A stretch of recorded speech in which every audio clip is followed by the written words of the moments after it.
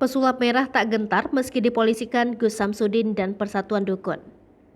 Terungkap alasan pesulap merah atau Marcella Dival tak gentar meski dipolisikan oleh Gus Samsudin hingga Persatuan Dukun Indonesia.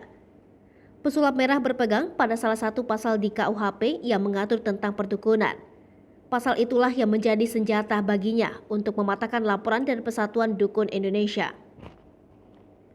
Bagi pesulap merah, semua orang berhak melayangkan laporan ke pihak kepolisian.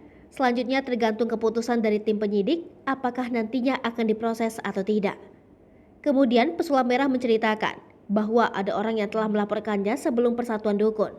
Orang tersebut mempermasalahkan hal yang sama seperti Persatuan Dukun. Namun ternyata laporan tersebut tak diproses oleh tim penyidik. Bahkan kasus tersebut justru ditertawakan oleh pihak kepolisian.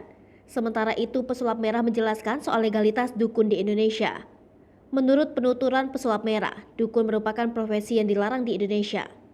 Hingga profesi dukun dianggap ilegal di Indonesia.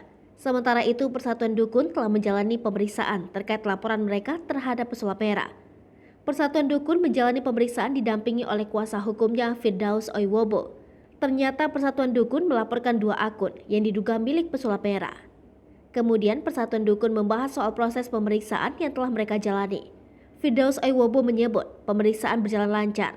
Pemeriksaan atas laporannya ini masih akan terus berlanjut untuk mencocokkan berkas perkara.